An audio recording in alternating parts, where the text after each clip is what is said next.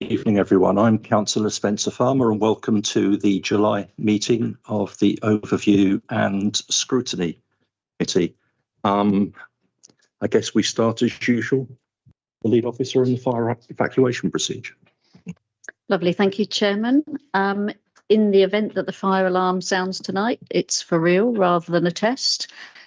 So please leave the building following the green arrows, and as usual we meet out on the views. If anybody needs any assistance, please speak to one of the officers and we will help you. And please do not return to the building until I've said that it's safe to do so. Thank you. And can I remind everyone that this meeting is being recorded and that anyone remaining at the meeting has consented to any such recording. So the first item on the agenda is the minutes of the previous meeting.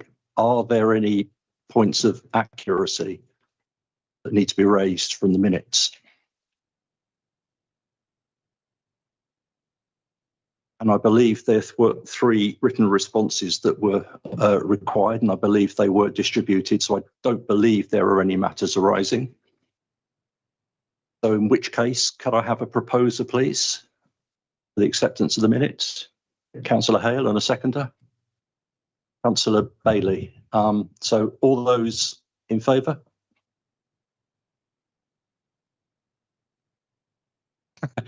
Abstentions? Thank you. I think that's carried.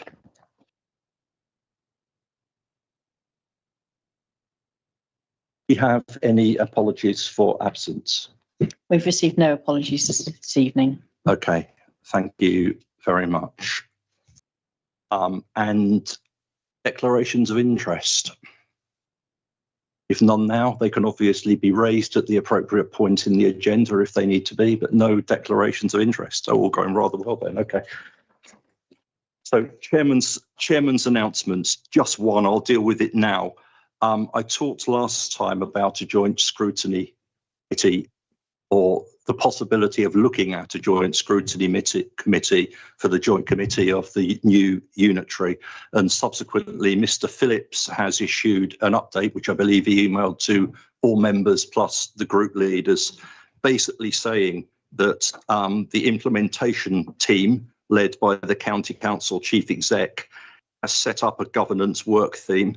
And part of that is a review of possible scrutiny arrangements. So in short, we'll let them work through that and see what they come back with, and we'll pick it up as and when we have to subsequently, depending on what the outcome of that review is, or indeed what the feedback is from members of the joint committee when we get to a joint committee at some point in the future.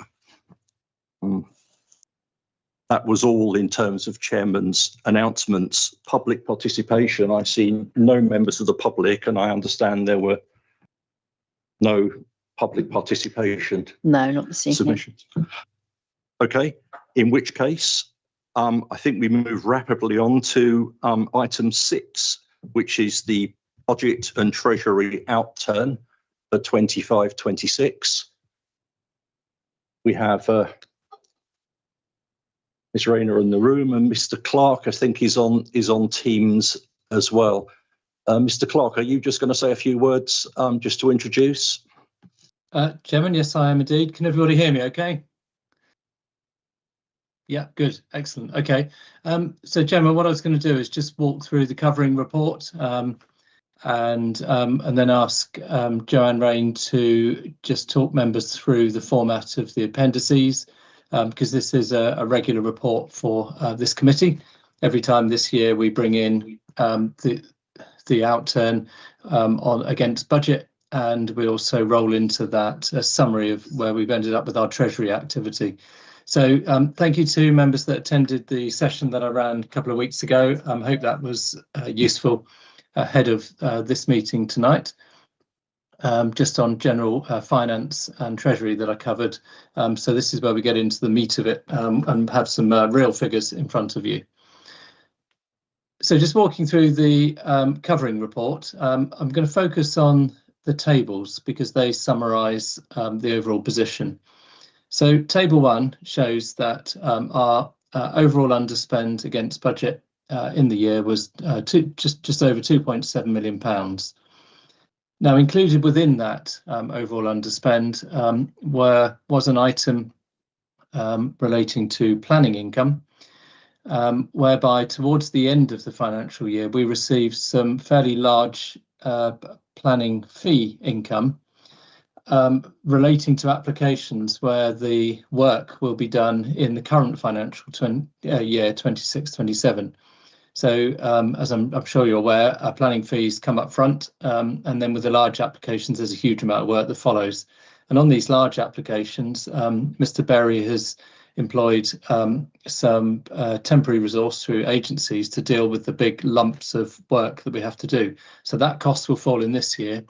So what we're going to be asking Cabinet to agree to, bearing in mind this report's on its way to Cabinet in September, is to carry forward that income from those large applications from 25-26 into 26-27, so that the income can match off the cost and not put an undue pressure in the current year. So that leaves a sort of a net underspend of just under £2.5 million. So then what we, as the committee members will know, what we do throughout the year is bring quarterly reports of a forecast outturn to the committee throughout the year. So what we do at the outturn is just to compare as a little sort of a sense check back to the last time we brought a report to you. So back in the March committee of Overview and Scrutiny Committee, the underspend that we reported was £1,269,000, and we brought a full analysis of that with that report. So the outturn position is 2748. The difference is just shy of 1.5 million. There's one big factor behind that that's noted at the bottom of that table, and we can get into that in more detail if you wish.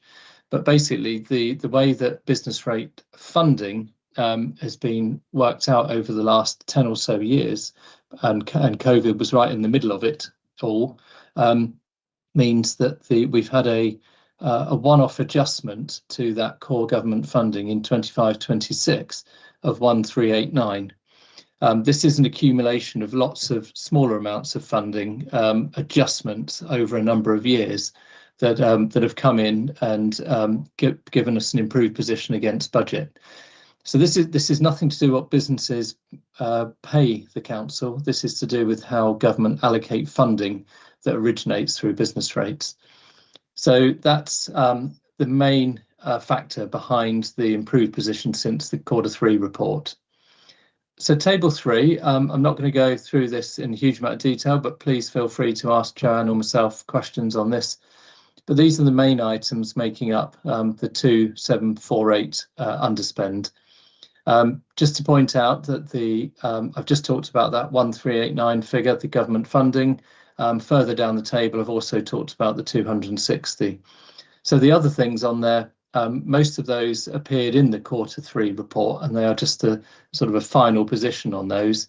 And some of them we've actually adjusted the budget in 26-27 to reflect that improved position against budget. So they've already been taken account of in the current year, so shouldn't reoccur in the same way when we get to the end of this year. So all of that, but behind table 3 are detailed appendices to this report. And as I say, I'm not going to talk much more about table 3, but please feel free to ask us any questions on that. Then we get into a section on reserves.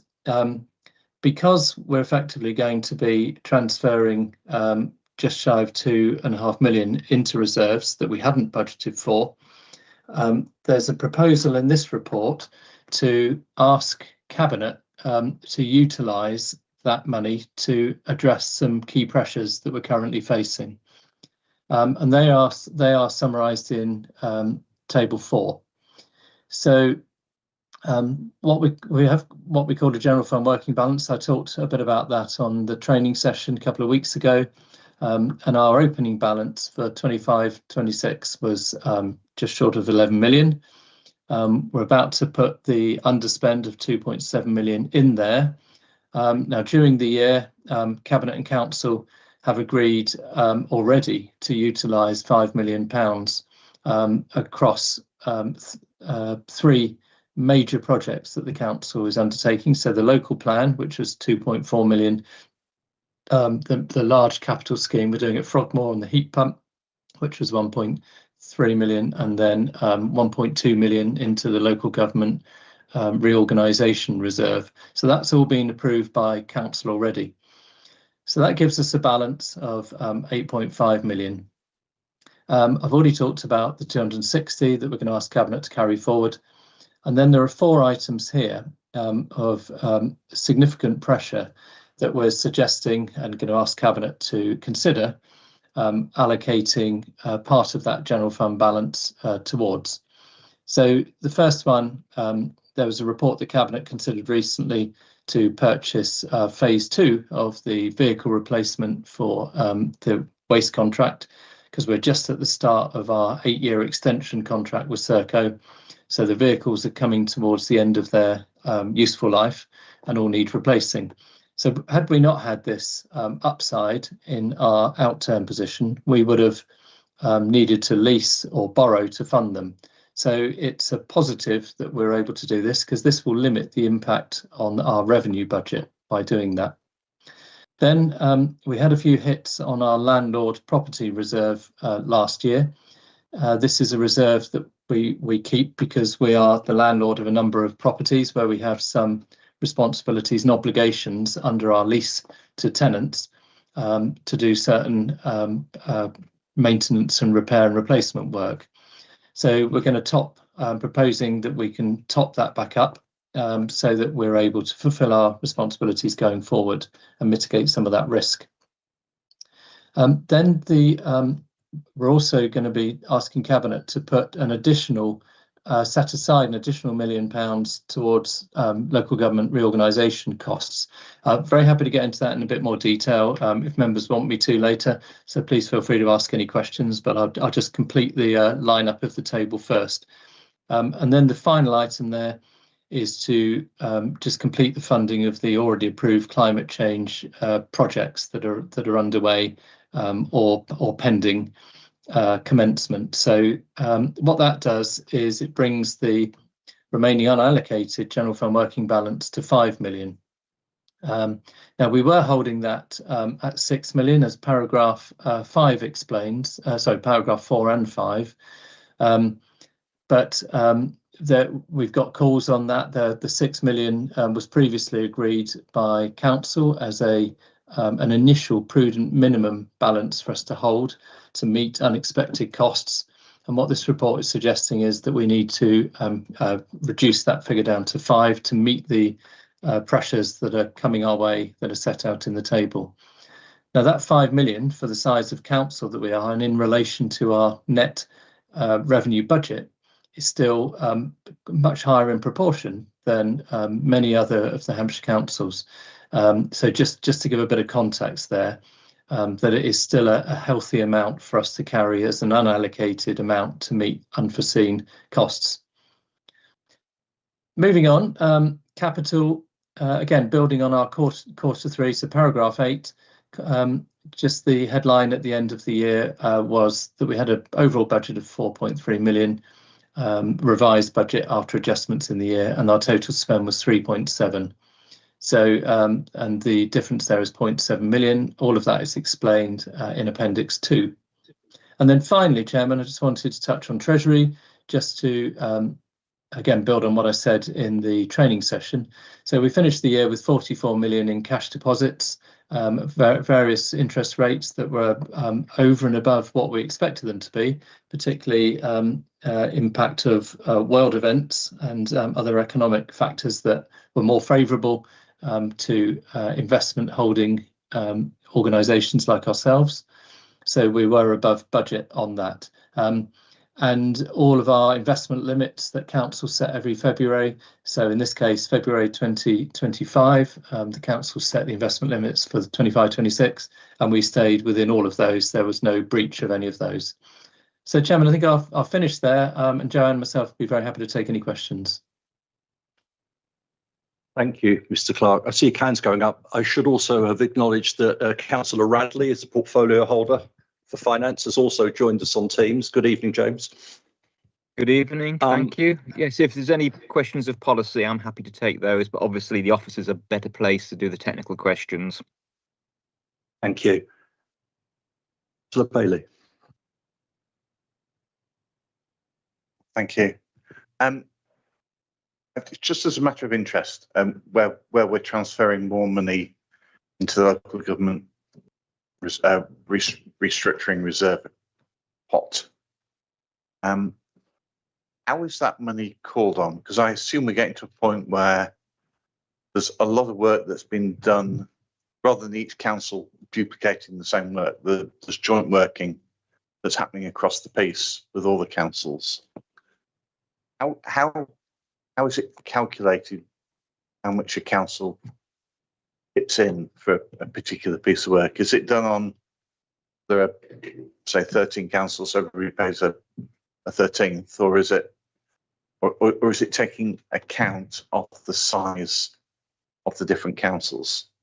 Because I can understand where it says in the report that other councils are putting aside more money for local government reorganisation, but some of the district and borough, or certainly the borough councils, could be significantly larger than we are. I'm just trying to get an idea of how it works so that it's fair across the piece. Chairman, I'm happy to take that one. That's fine. Carry on. Yes. So yeah, I mean, very good question. There is no agreed calculation at the moment, but every week all of the Section 151 officers from all of the Hampshire councils are meeting to go through every line of cost that's going to come as a result of local government reorganisation, both in terms of programme management, system integration, the disaggregation of some of Hampshire County Council services and functions.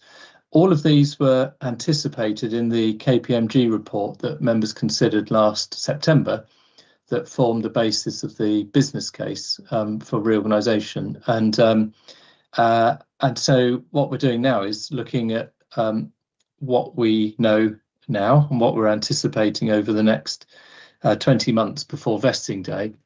And we're trying to calculate as a collection of the chief finance officers what that might look like. But then coming back to your point, Councillor Bailey, about how that will be apportioned, we're going through line by line and looking at what an appropriate apportionment method will be. And in some cases, it will be population. In some cases, there'll be an added complexity. So, for example, in some of the areas, there are boundary reviews that are happening, not in North Hampshire, but in two of the other areas there are, and there's complexity and some costs associated. But most of the costs will be about, breaking up a major organisation, complex organisation, which is Hampshire County Council. And of course, there are already two unitary authorities in existence, if you exclude the Isle of Wight, which has been deemed out of scope for this. And so it's a very complex picture. So this additional £1 million is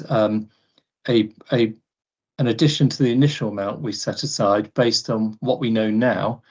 And what we've got to bear in mind is that the unitary organisation is not going to exist until the 1st of April 2028. So there is no organisation to pick up these costs. So all of the existing authorities will need to pick them up before vesting day.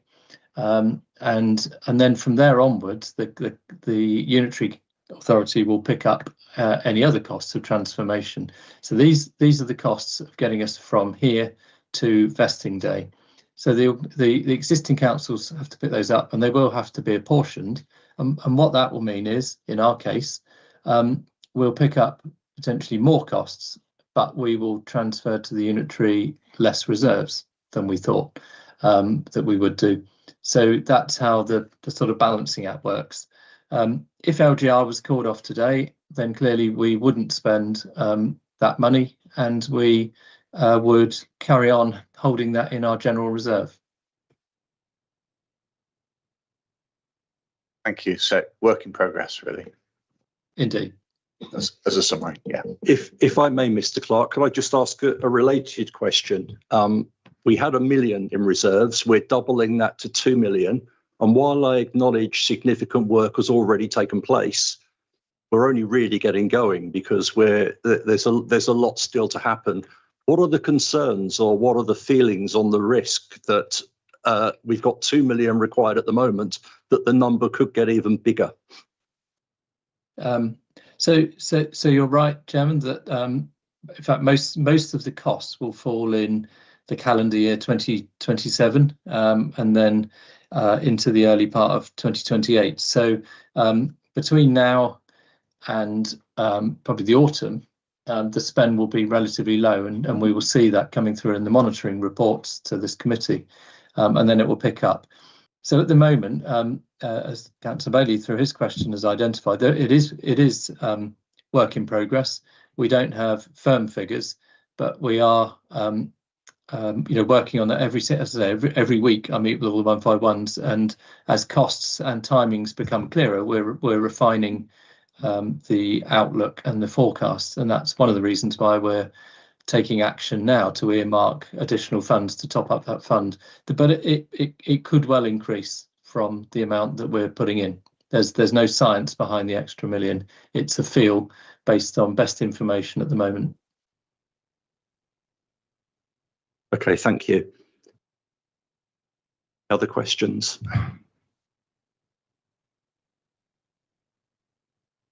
You could. I have a few, but you go first, Councillor Bailey.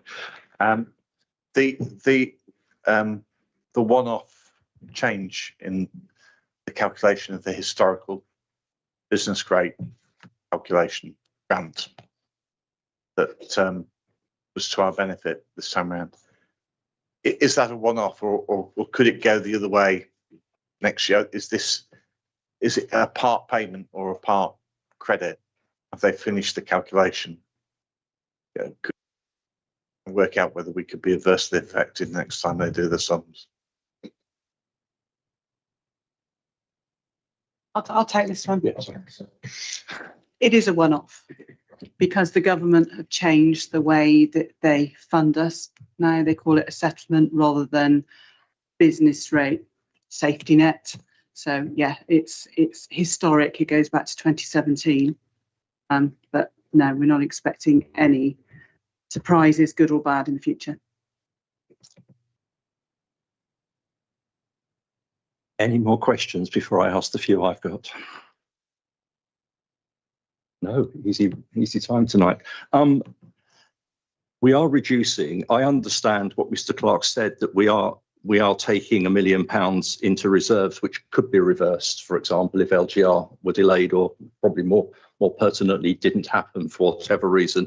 But we are taking reserves down, and we have got, and I'm sure we'll see an updated form of this later in the year, but we do have an MTFS which has a black hole in it, has a gap in it, and all of the items that that Cabinet or Council will approve or be asked to approve are not addressing the gap in the MTFS.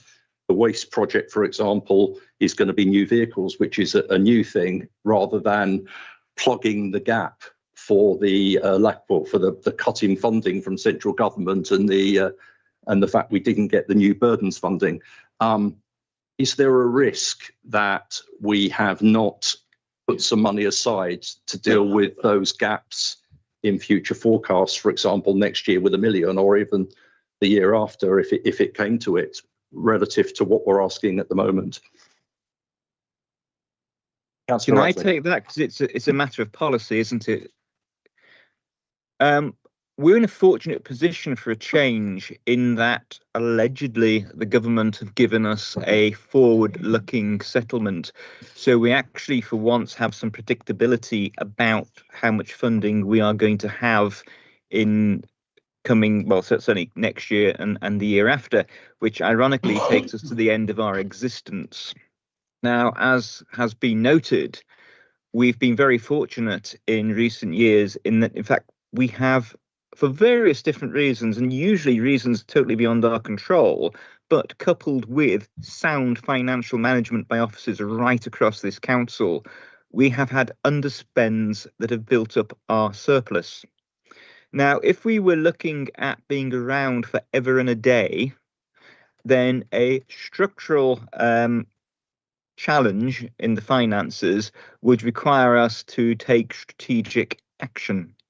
However, we're not around forever and a day, and in less than 2 years' time, a new authority will be taking over.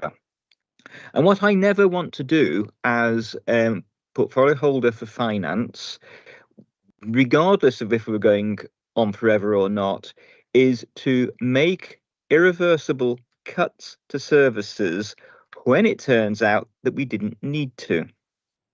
And we have enough money in the reserves to see us through to actually find out what happens in future years, noting that the trajectory has been positive in the past.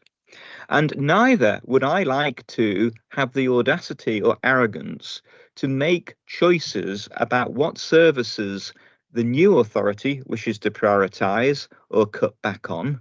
I'm not going to make those decisions for them. We can sustain the level of services that we've got for the next 2 years, and we can get to the end of our tenure being Hart District Council that we are today, and I am not going to jeopardise that. The new authority is going to have a lot of financial challenges, but they won't be in the main of our making. It will be adult social services, it'll be the expenses of maintaining the roads, and there'll be the increasing send costs, for instance. They have a different level of challenge to deal with than we have. So we are able to get to the end of our tenure delivering the services with the staff that we've got while not going bankrupt. No way are we going bankrupt. We are very financially robust. So I'm very happy to continue as we are. Thank you.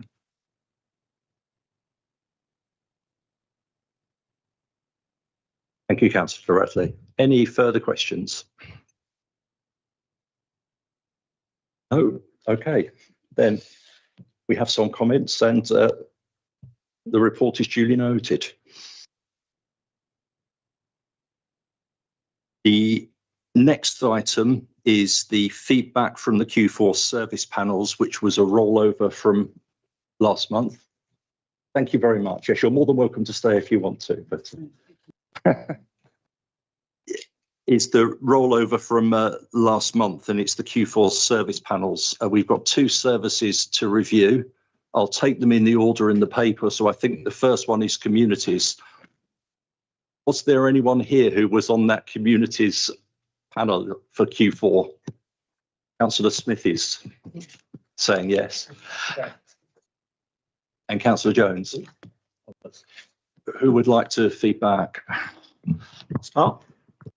Councillor Smith. Thank you, Chairman. Yeah, we had another excellent call. We had a comprehensive presentation. The papers that you see in the pack are what we received and went through. There was an excellent attendance from managers and team leaders as usual on the community service panel. You know the detail beneath the headlines, so we got answers on all our queries on the day. Some notes. I've got 3 notes particularly to look at. The delegation of community protection notices powers to Vivid Homes should see more timely interventions on antisocial behaviour, but will need some monitoring because it's obviously a new thing. It certainly looks like a good idea and should be positive, but we have to obviously keep an eye on it as it starts being used. And hopefully it will be used. That's the other thing, is whether they do use it now that they've got the delegation. The Heathlands remodelling project was still delayed at the end of Q4 due to legal blockages, but I believe that's now been overcome because I've seen announcements on that more recently since the service panel, that we were told at the service panel it was imminently going to be overcome, and it appears to have been. And the other one was, there's a metric on countryside sites without a management plan, which had been behind progress on Q3, and we were told it'd be sorted by Q4, but it was still not quite at the end of Q4, but again was expected to be completed very early in Q1, which again may already be the case, but I haven't got an answer on that. Perhaps service manager does. But that was the only item of note that was along with the Heathlands one, which has been overcome, that I had to bring to the attention of the committee. Thanks. Just to come back on that, actually, I think we've got our service panel next week, and in anticipation of reporting on that KPI, I have a number of management plans appear in my inbox to sign off last week. So you'll be very pleased when you see that report, which will come into your inbox later this week. Thank you. Councillor Jones, do you wish to add anything? Thank you. I've got a couple of other notes that I made. We talked about the 440k community grant as well. We'll take through some details. And as we know, that was launched yesterday, I believe. We also did have a discussion about antisocial behaviour, which led into the conversation about the Vivid deed, where we talked about the hook issue with regard to drifting and ball bearings being fired at people. It's one of Councillor Warlock's last forays, if you like to mention it. We talked about how we had done a number of things to help working with the police and highways.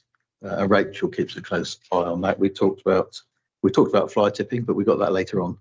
So basically, we said it was all going pretty well. Again, I'm not sure about it. We had a new risk, which was to do with the contract extension for the people who look after the grounds. B&D was put in as a new risk. I don't know if it was just highlighted as a risk. Whether or not it's been resolved, we'll find out next week, I should think. That's all I had. Okay, thank you. Any questions? Very quiet tonight. Councillor Brown, thank you. They're incredibly pedantic, but anyway, it was just on the kind of performance indicators. So page 51 and below. There's just three, so I'll say them all together. The first one, and I think it's just kind of interpretation or terminology, but red, the performance is below 10% of the annual KPI target. I just feel that that's probably not and I think it applies to the other service panel as well. I'm not sure that that's actually what it means, because the amber is within 10%. If performance is below 10% of the annual target, that means it's 90% off the target, if that makes sense. So I just wonder if there's a interpretation there of what red actually means. The second question was CP5 isn't color coded, and I just wondered whether there was a reason for that. EH1 in Q4 is over 100%, and I don't know, unless we're calculating that differently to anything else, I'm not sure you can be over 100% of a kind of target, but maybe we're calculating that one differently to other ones. And EH4, and it's going back to Q1, so it's like, but that's showing as red, which actually based on the kind of color coding, I think probably should be amber, but anyway, so sorry for those. Kirsty, any comments? I think it would be probably the best approach is for me to talk to the managers of produce those KPIs and pop a note round afterwards. They'll have a very simple explanation, I'm sure. In relation to the definitions that you mentioned, which are at the bottom of page 21, aren't they? I suggest that I have a conversation with Graham Clark just to make sure that both of our plans sit in sync. I've got my service panel next week. I'm sure he's either got his next week or the week after, so we can just make sure that we tie up on those ones. Yeah, I'll come to the dates and just remind people. Yeah, I noticed, or the two that stood out for me on page 53 was CP4 and CP6, both for different reasons. think the CPX is probably self-explanatory, but the CP4, we've got an annual, this is number housed into the private rented sector with a target of 30 and a year to date of 71. Now, excellent news that we've delivered more than target, but is 71 an abnormally high number? Yeah, just to respond on that one. I mean, I think this is an area of particular success for the team, and we did talk about this actually at the service panel, because securing properties in the private rented sector is hugely difficult. But we have a really good landlord liaison team, which actually we are adding additional resource to at the moment using some of our homeless prevention grant. We're doing better than our neighbours in terms of accessing the private rented sector. It was 71 last year, and the figure for the year before was 65. So we continue to do well. I have talked to the team about whether we should increase that annual target, and it may be that we do that, but this year, as you'll be aware, we've had the Renters' Rights Act, which is going to significantly impact this work and create challenges. So we're being a little cautious at the moment, but we'll see what the outturn is for this coming year. Thank you.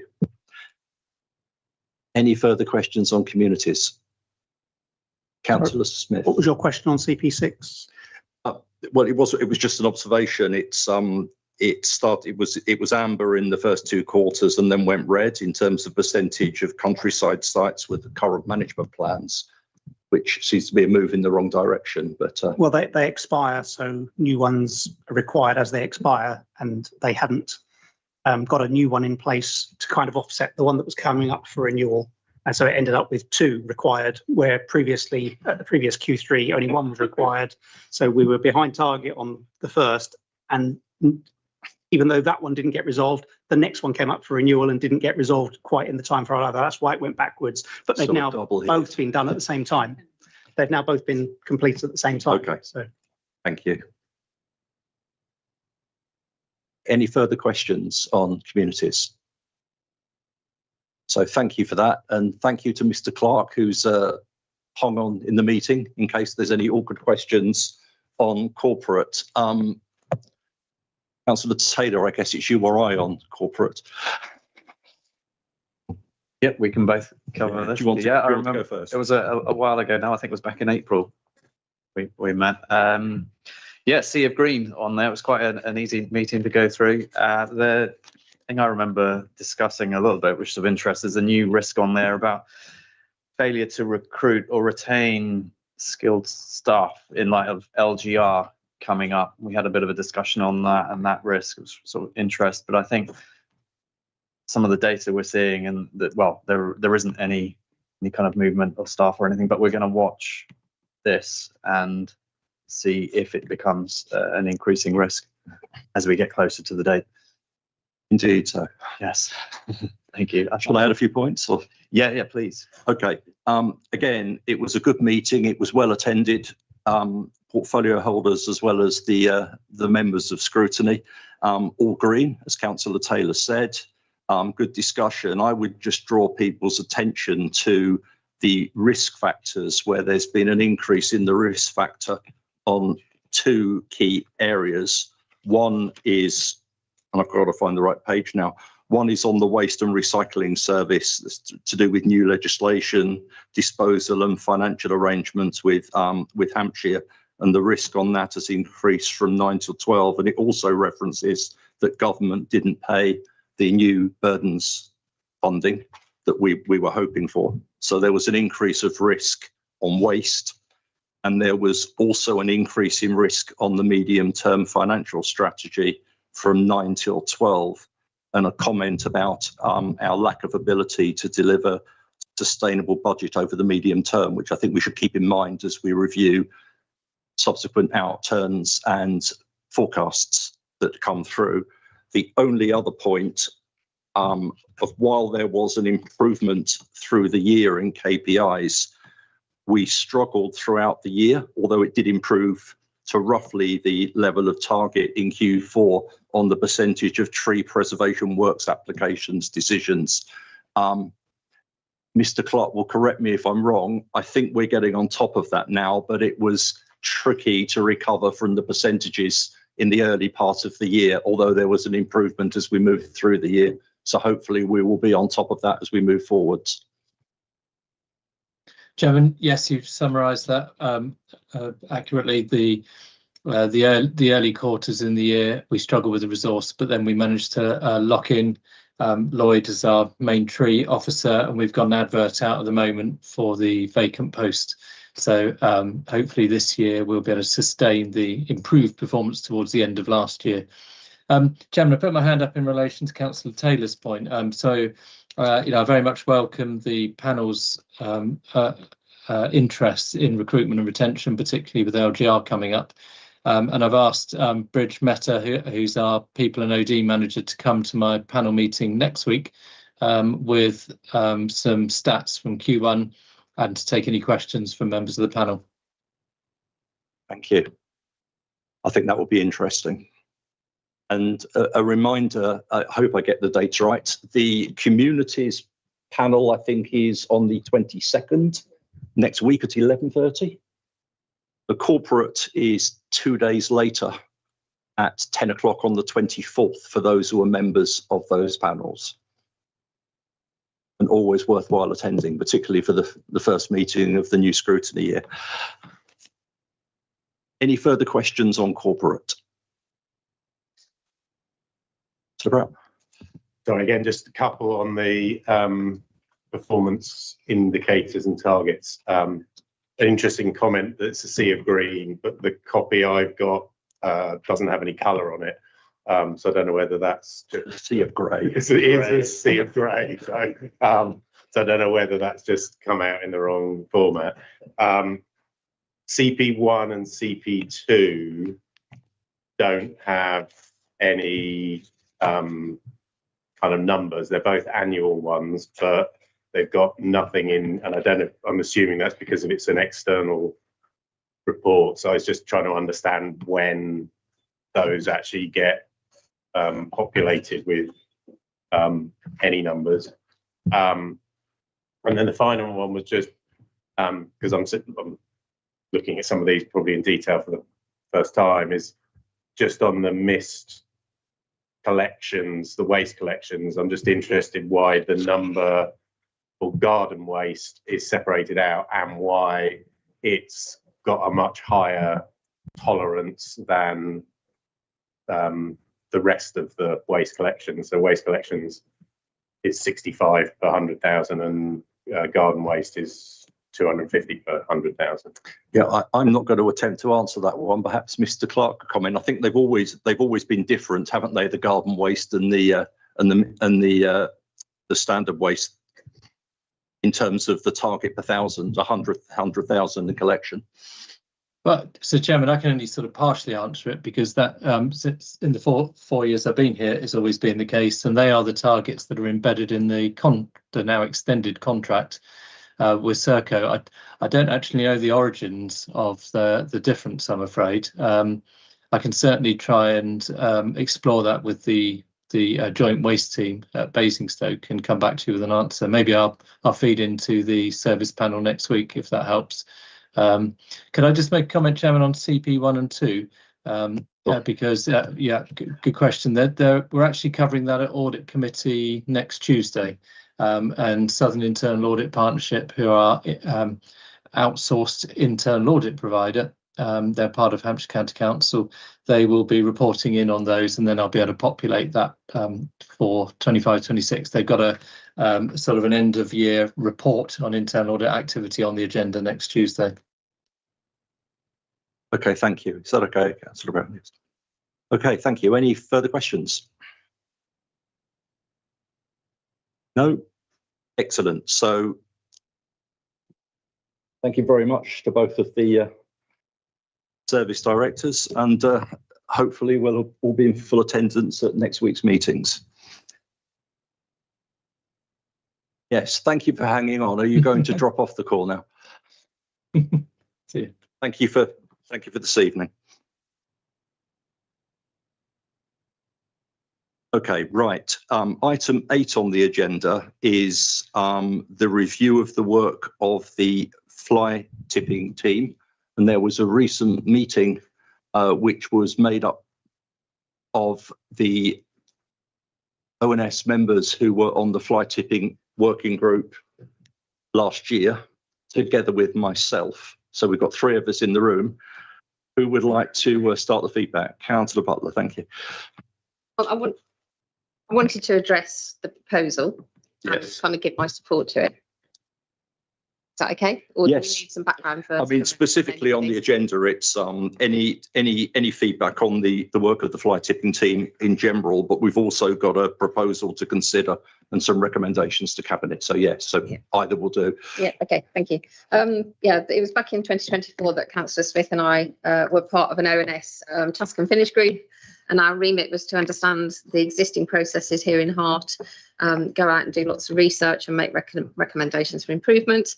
So we produced a comprehensive list of recommendations covering comms, enforcement, prosecution, collections and community engagement. We're absolutely thrilled that Cabinet took most of these on board, and 2 years on, we now have 2 fantastic fly tipping officers, one who's permanent and one who's on a fixed term contract, and that's due to end in March 27. The team have been fantastic because they give us regular updates on their work, and so the latest one was just a few weeks ago, and they are rightly proud of their successes and want to share them with us. They know we're very interested in what they do, and hence we still feel very involved in their work. Councillor Smith, much to my annoyance, has attended some of the court cases, so I've got to get in on the act, and I've now got a date in my diary for one next year. But you know, it's great to still be working with the team.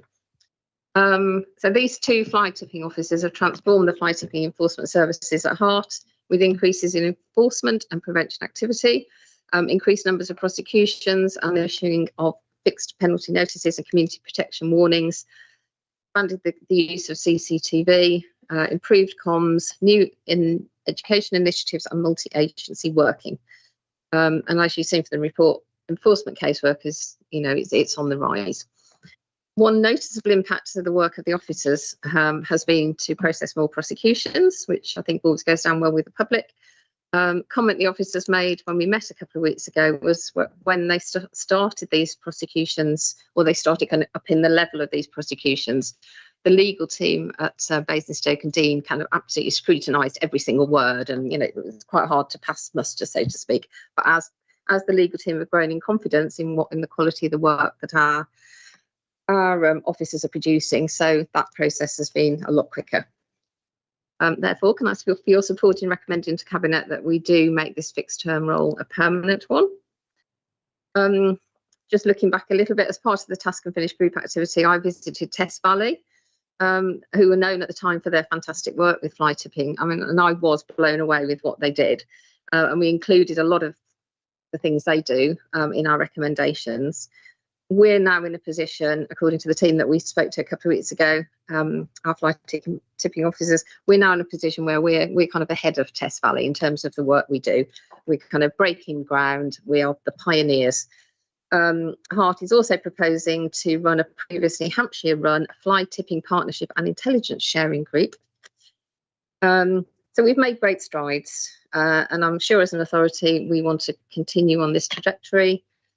As we move towards a new unitary authority, we have a real opportunity for our team to establish itself as a leading source of expertise across all 3 authorities, helping to shape a consistent, high quality approach and supporting a smooth transition to the new organisation. Thank you. Thank you, Councillor Butler. Councillor Smith. Yeah, obviously, I'd echo all of that. You only have to look at the news to see that fly tipping is very high profile, and we haven't, and hopefully never will have, the level of dumps that have been seen elsewhere in the country. But it's work like we're carrying out that might prevent that from happening here. It's also interesting to note that the Police and Crime and Policing Act 2026 is giving more powers, and so I think we need to be in a position where we are able to use those powers, removing the driving licenses of people who use vehicles for fly tipping and things like that. I think there's amazing work going on there. in a team of just 2 people. And I think we need to make that permanent. I think it'd be a really good legacy for Hart to hand on to the new authority. And if for any reason it doesn't happen, well, all we've managed to do is get a great fly tipping team. So, I don't think there's any doubt we should recommend to Cabinet that they do that. Thank you, Councillor Smith. Just a few comments on from myself. It was really interesting to see the work that had been done. So I've just had feedback and I will get to questions. It was really interesting to see the work that had been done. I haven't been involved in the working group, but to see some detail on what they've done with prosecutions and pulling together evidence, in particular with the rural fly tipping and the trail cams that are being used, that was interesting to see. And it's obviously good news that we are starting to see some success with prosecutions. And a lot of work has been made and a lot of hard work has been done. What I would say is we're now in a position where we're starting to see those prosecutions coming through. We know, and I think it's listed in the report, roughly how many fly tipping incidences there are and how many prosecutions we've got.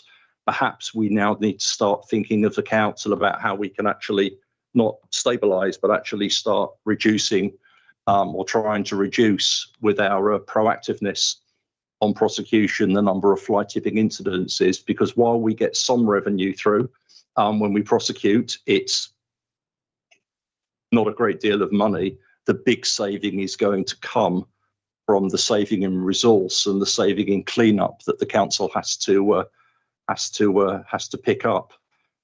With anything from what 10,000 to 500,000 pounds, depending on scale. So I think one of the things we should be looking at is to try and set a sensible target about how we can make further progress on the level of fly tipping incidences. As far as the roles are concerned, we do have to make or support a recommendation to Cabinet on the role. My position on this is I think it's an important role to have. There are 2 ways in which we could continue with the role. One is a fixed term contract and the other is a permanent recruitment. So given budget, cost, what we need to achieve as a council, I'm certainly happy. I would be happy to make a recommendation to Cabinet that they look to fill this role, provided that Cabinet looks sensibly at the best way to do it and over what sort of term. And I see Councillor Collins, sorry, I'll come to you first and then I'll go to some others who've raised their hand. Well, it's just a comment, really. I'd just like to thank the Task and Finish group for raising the profile of fly tipping in the area and trying to reduce it by allowing us to recruit, even on a fixed term contract, Neil, who's done a fantastic job alongside Matt. And I know it's a problem across lots of councils, and thankfully in Hart it seems to be less of a problem, and at least it's a problem we are addressing as well as we can do at the moment. But thank you again to the Task and Finish group for raising this issue. Thank you. Councillor Forster. Thank you, Chair. I remember sitting in this chamber about 2.5 years ago, 3 years ago, something of that order, and asking a question of the then Cabinet Member for Rubbish, Councillor Rubbish and Waste. Waste. Councillor Oliver, the Cabinet Member at the time responsible for waste and rubbish. Move on, Councillor.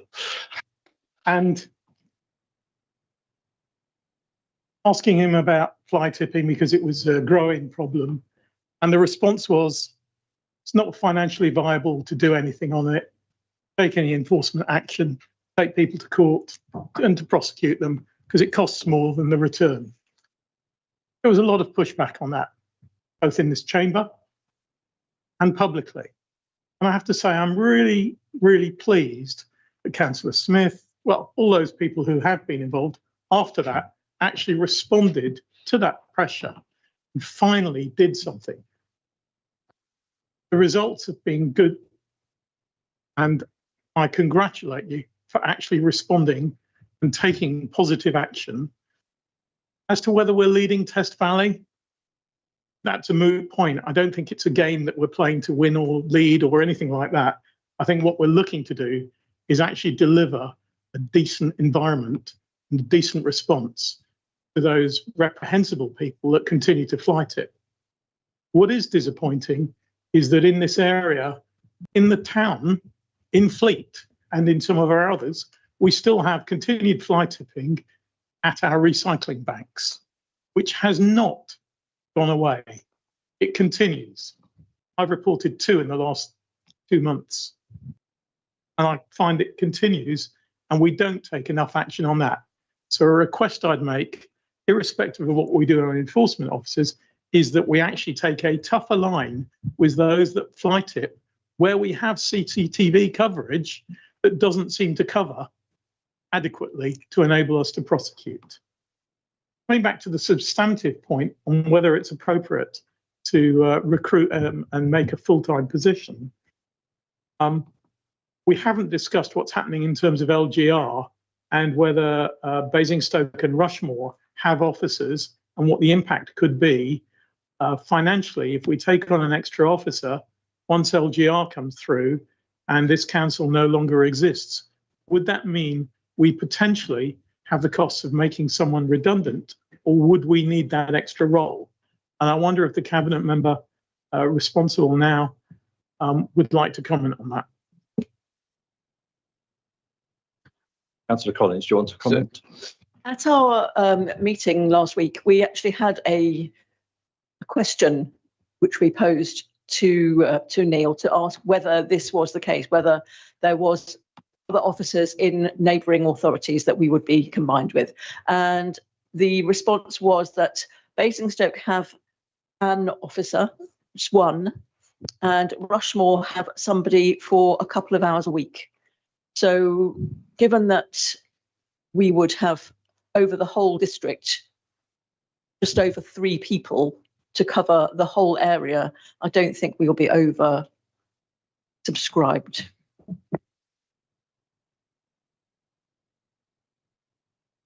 Thank you, Councillor Collins. I mean, I used somewhat more guarded words. I think there are 2 options to fulfil this position: extend the fixed term contract or permanently recruit.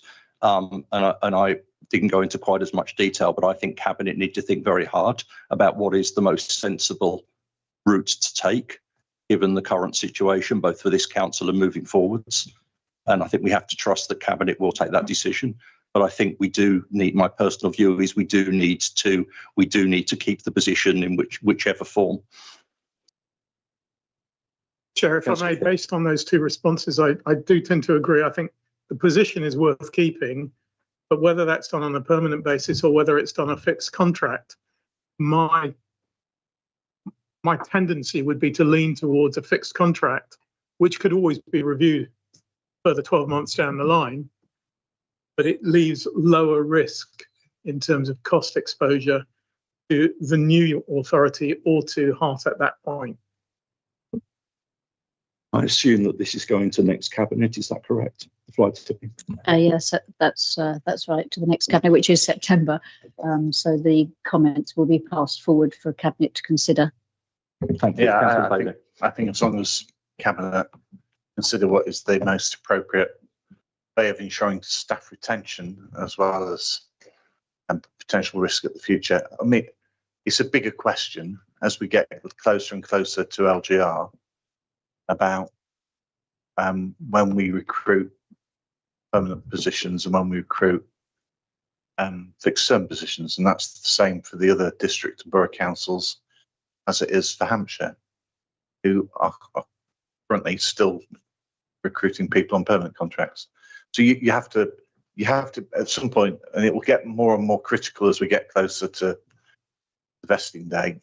But there is also the issue about retaining people, because if you're on a fixed term contract and we only go on for another year, our ability to then do very much will begin to get less as the shadow authority is in place and decisions have to be signed off by both. And so I think as long as we put in whatever resolution goes to Cabinet, that they take consideration of that and they can take advice.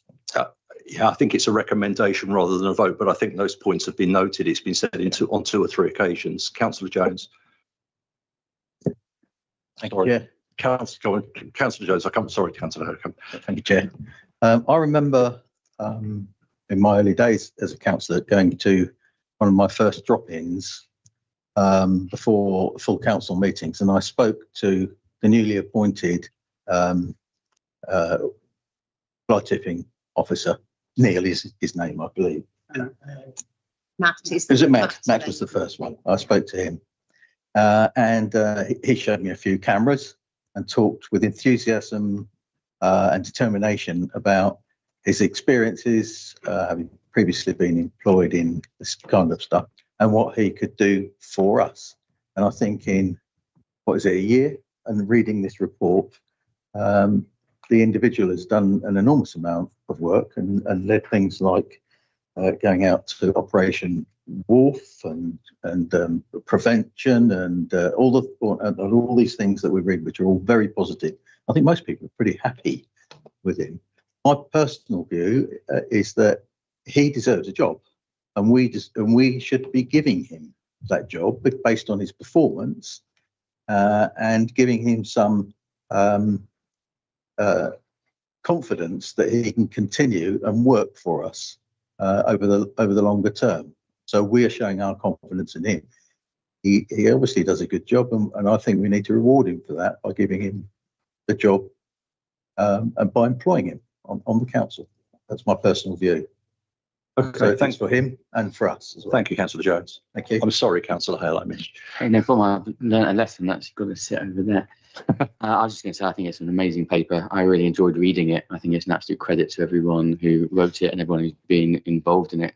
I couldn't agree more that with what my colleague just said there, we should be supporting a full-time recruit to reflect the great work. Also, I think it sends a good message as well. I mean, people who fly tip, as verminous as they are, they probably read a bit of social media and news. As putting the message out that we're behind it, all guns blazing. We've got a team that leading. Maybe it will put people off dumping rubbish in our area. So I think it's a great proposal. Fully support it. I'd be going full recruitment, and we should be celebrating everything that's been done. Thank you very much. Any further comments, Councillor Smith? Yeah, it's just something Councillor Forster mentioned about not wanting to be just competing with other authorities. That wasn't the point of the comments, really. We learned a lot from Test Valley. We weren't doing certain things because we didn't think they were within our powers, and they explained how they used theirs. We then copied some of that, but now we're doing things that they hadn't even thought of doing in different areas of the Environment Act, where we are taking action where individuals are not engaging with the process at all and managing to get fines that are the same or larger than those for people who actually are found guilty of the offence itself. So we're using parts of the Act that they didn't even think of using. So it's not a case of trying to beat them in terms of just for the sake of it. It's we're all learning from each other and we're all actually making progress. And it's because we've got staff on that and actually exploring this that we can move it forward for all of the authorities in Hampshire and the country possibly, but certainly across the unitary area. We'll be bringing everyone up to our level, I'm sure, once we get going. Any final comments before I attempt to sum up and get agreement to the summary? No, look, I'm hearing that people are very positive about the feedback on what's been achieved. And I'm hearing, I think, from virtually everyone, certainly those that have spoken in overview and scrutiny, that we need to keep a person in this position. I'm hearing people speak in favour of the permanent position, and there have been 1 or 2 comments saying, you know, be careful. Let's make sure we're certain, and is it absolutely the right thing to do? But nevertheless, we do need a person. I think those comments have been noted. We've made them to Cabinet, and I think we have to trust Cabinet to make a sensible decision based upon everything around LGR and the individual and the work that we continue to want to do on fly tipping. Is that a reasonable summary? Excellent. In which case, thank you very much, particularly to the 2 councillors who were on the task and finish group from the start. I joined in at the 11th hour on this one, but thank you. I can recommend going along to the court sessions if you have the time, because it does get stretched over a long period. You think you're there for an hour or two, and 4 hours later you're still there, and they're doing case after case before you, and eventually they get to yours. But it's still worth being there for one if you can. Yeah, thank you, Councillor Smith. Try and avoid being a regular fixture, obviously. So there are a lot at the moment. Okay, thank you very much. That I think's it for the fly tipping work. So we'll move on to the annual governance and information compliance reports, and we have Ashley. There you are. Are you going to introduce the report? Hi there, Councillor. I'm certainly happy to, Chair. This report is a bit of a 3-in-1. We'll be talking through the Council's use of investigatory powers, which I'll start off right now by saying we didn't make use of during 2025-2026, and to provide you some data relating to our information requests and data protection matters. You've had the paper put through, and we've just talked about fly tipping and how effective we've been able to be with the powers that the officers have for them. The RIPA and the investigatory powers provided to the council are extremely powerful ones. They allow for covert directed surveillance of individuals. In order to obtain private information, and that is an area which we need to take extremely seriously in order for the council to go down that sort of route. We have a policy in place which has been updated in December 2025 that ensures sign off by the Chief Executive and only the Chief Executive to allow such activity. Officers have provided training on what moves into that sort of area, and as I say, the enforcement team who've been looking at fly tipping are familiar with what RIFA is and are acting in a more transparent way than covert directed surveillance. So the activities they've undertaken are compliant with the legislation that they fall under, but the council didn't go any further in terms of its use of investigatory powers for 2025-2026 financial year. So I don't know, would you like me to go through the paper, or would you like to talk through each topic as we go? I think people have had the paper. If there are any particular points that you want to make on the data requests or FOI, feel free. Feel like having that. Perfect. So information requests, that section provides you with some detail on how we perform against the ICO's benchmarks, and as you can see there, whilst the law requires 100% turnaround within 20 working days, in practical terms that's not always possible, but the council's performance has been over 90% in every quarter of last year.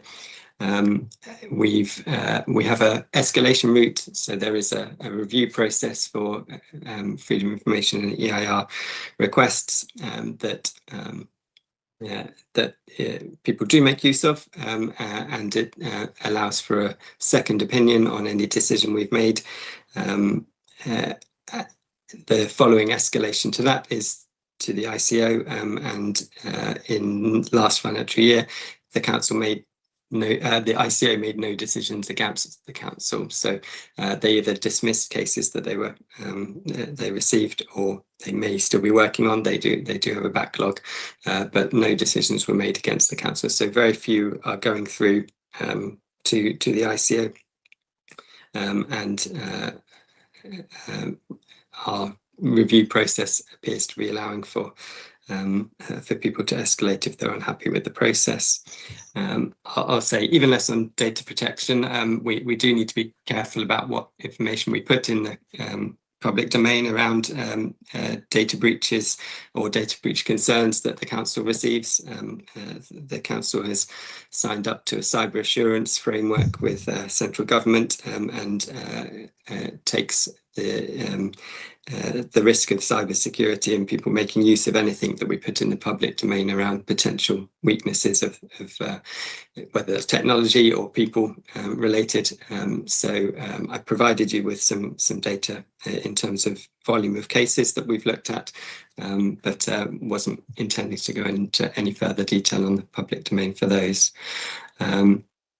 Just to address one final point, and thank you, Councillor Smith, for looking in advance.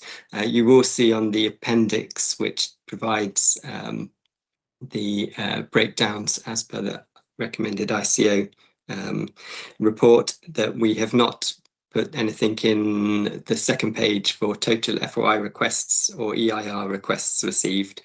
That is because the council takes a pragmatic view when we receive a request.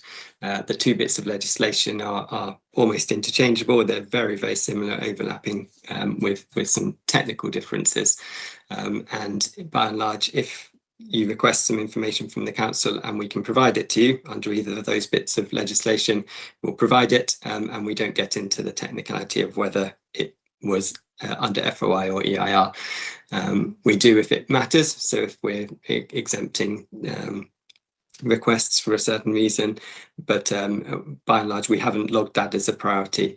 We may look at that in the future, but if you want to understand the total number of requests, that is the number on the first page, which is the 197 in Q1, 218 in Q2, etc. So yeah, that's all I wanted to add to the paper, really. Open to any questions.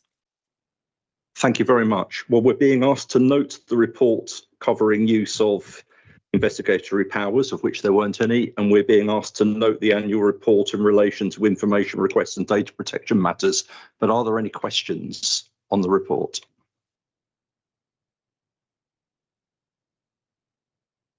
All fairly self-explanatory and contained, I think. You escape, Ashley, no questions, but thank you very, very much. No problem, thank you. Thank you. Okay, move on. Next item is the Cabinet Work Programme.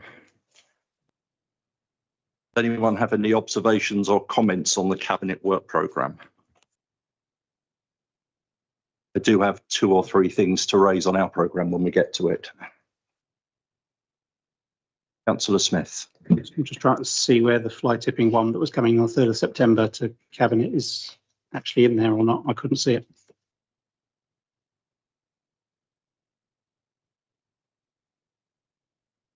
I can't see it either. I think it's because the papers were published before the Cabinet put it on. They're published. Okay. So, yeah, okay. So it's come here so that it can go to Cabinet. Can it be added onto the Cabinet programme, or can we ask the Cabinet to add it onto their programme?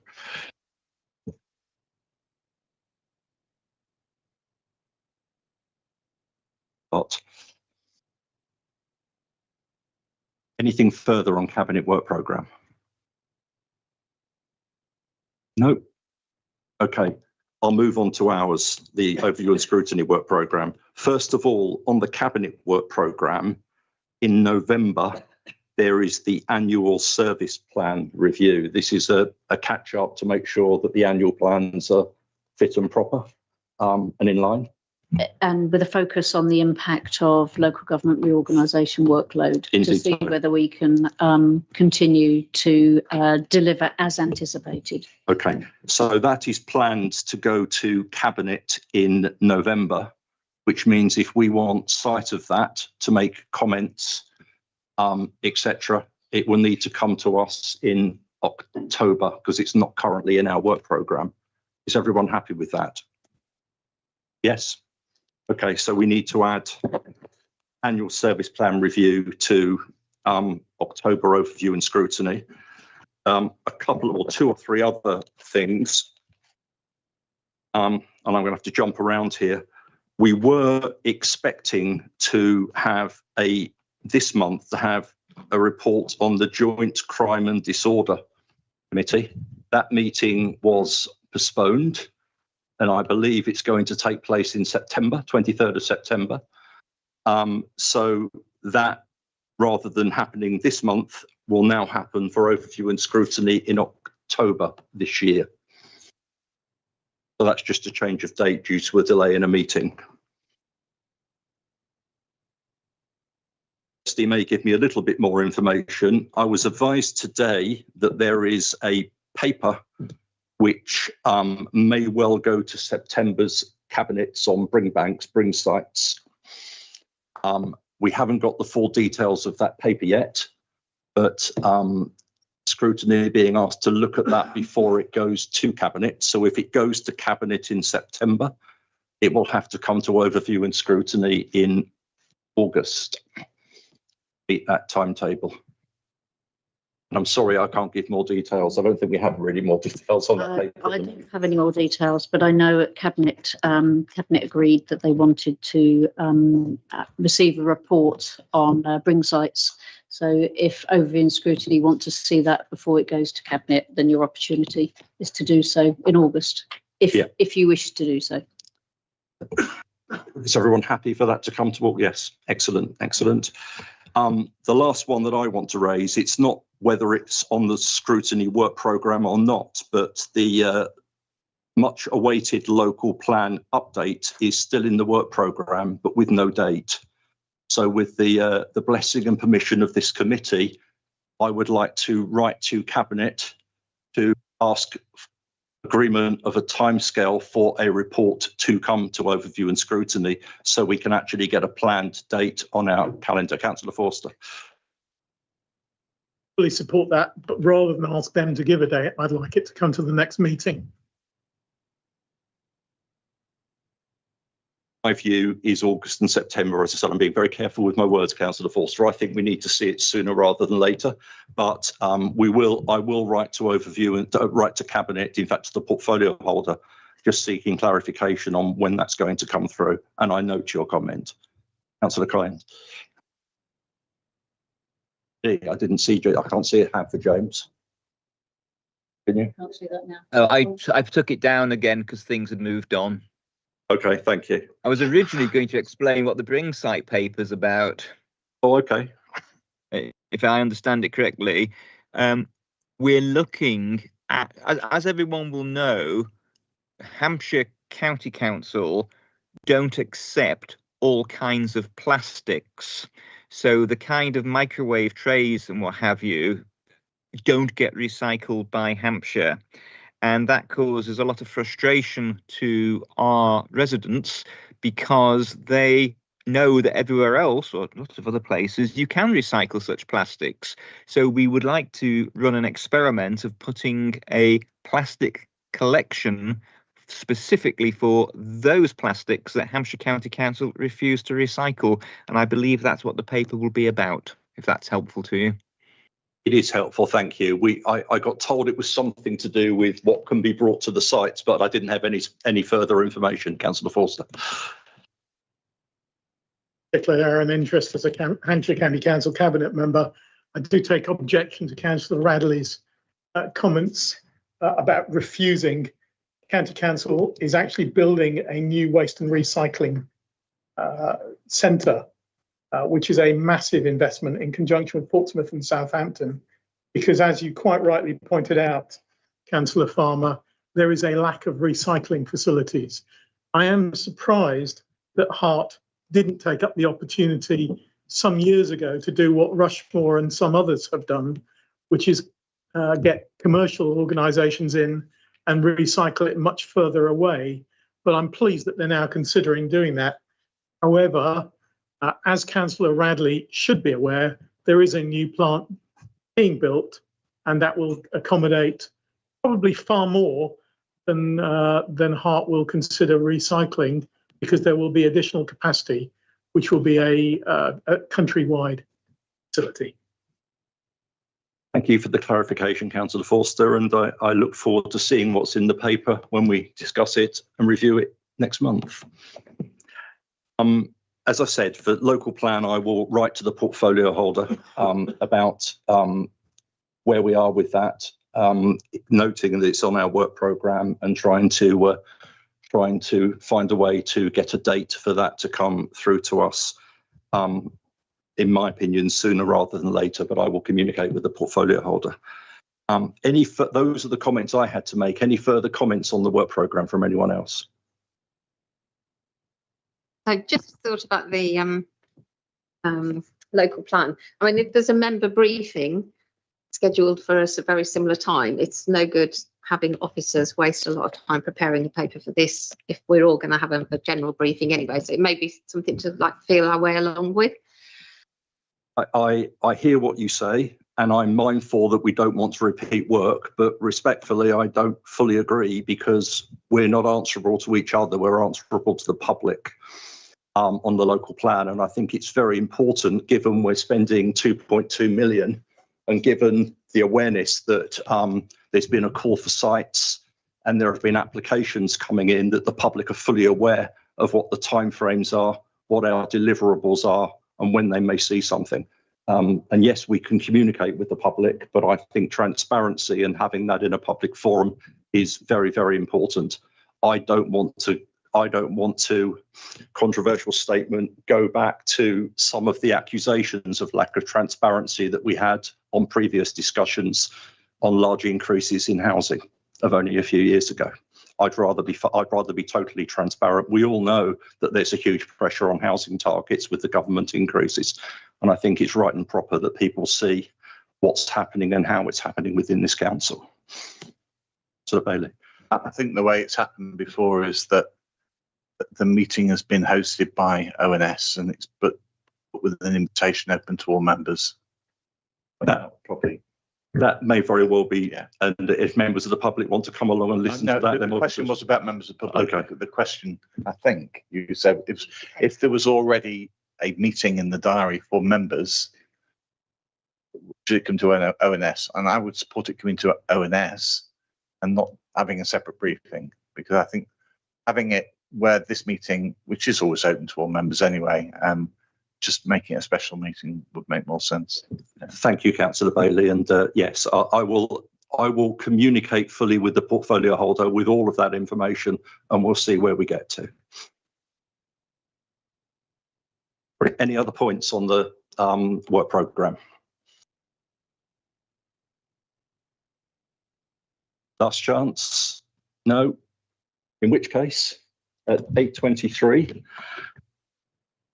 I declare the meeting closed.